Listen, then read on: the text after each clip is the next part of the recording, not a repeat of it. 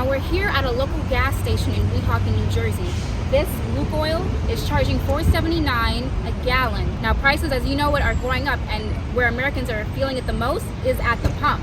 President Biden is calling on Congress to suspend the federal gas tax through September, hoping to provide a little relief at the pump. Now a third of public pools are cutting their hours due to labor shortages within lifeguards. Now this means cooling off at the pool might not be your first option this summer.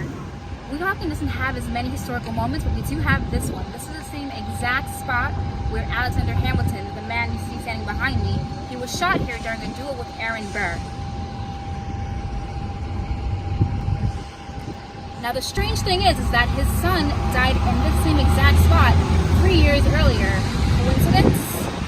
It has been an unusually warm month here in Syracuse. Thanks to 4 straight days of temperatures above 60 degrees, this February has been the second warmest February in Central New York since 1903. The Greater Syracuse Labor Council hopes to continue to bring economic justice to working families. Candace, Higgins, NCC News. The FBI has joined the investigation to determine whether the latest vandalism at a Jewish cemetery was a hate crime. On Saturday, about 100 headstones were knocked over at Mount Carmel Cemetery in Philadelphia. This is not the first time this has happened. In St. Louis, about 200 headstones were toppled. The FBI has opened a civil rights investigation into the Philadelphia incident. No arrests have been made. And Thursday, Ferrari unveiled 2 cars at the Paris Motor Show. There was a convertible supercar called the LaFerrari Aperta coming in at around $2.2 million. They have the space. Now they need the volunteers. Kraft Heinz Foods is set to lay off 380 workers after an extensive search has left one of the company's plants without a new owner. Because of this, many kids are getting in on the industry starting at a young age. NCC Jeff Lawson is here to tell us about one company here in Syracuse that is helping the trend. The intersection of Comstock and Euclid was quite a scary scene last night. Stay with us.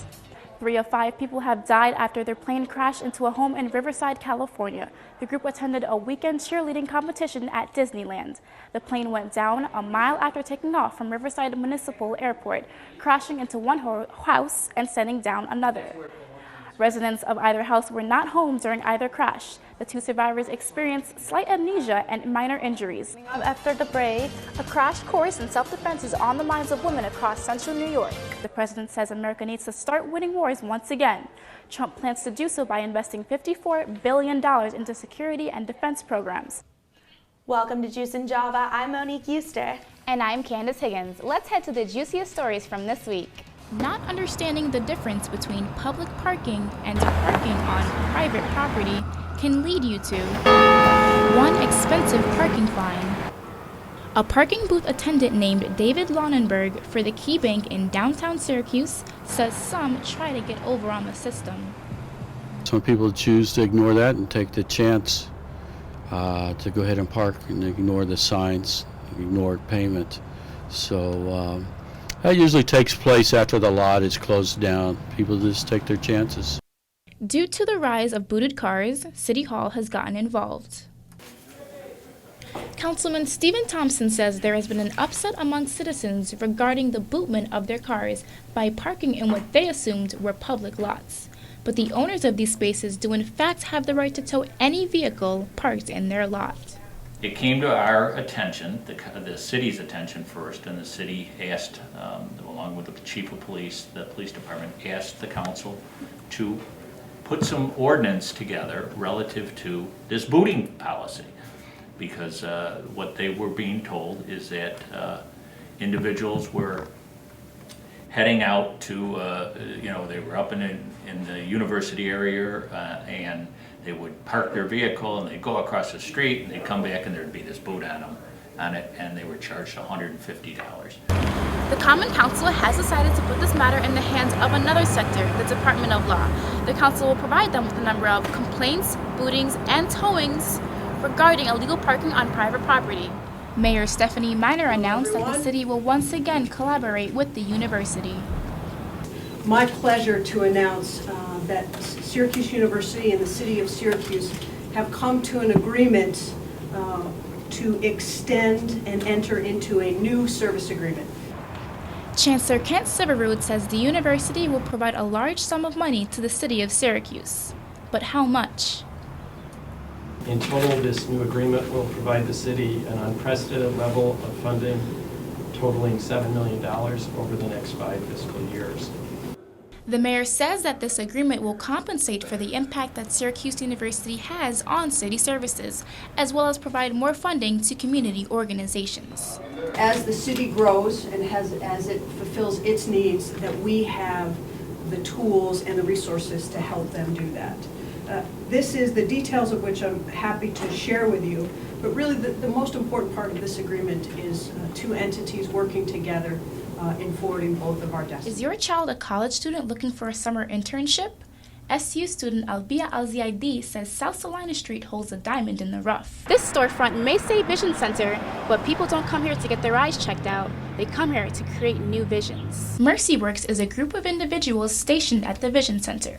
They provide numerous hands-on enrichment programs for younger kids and paid internship opportunities for college students like Abia. It helped me with my communication, it helped me with my leadership skills, it helped me, to see starting off at nothing with this project and then having this great outcome and seeing how planning made it possible. Hands-on learning is enforced here. From writing business plans to building robots, the students do it all. Program Director Nati Cabrera likes to engage the students in critical thinking by allowing them to find their own answers. That builds their determination to go beyond their current circumstance. Then we succeed.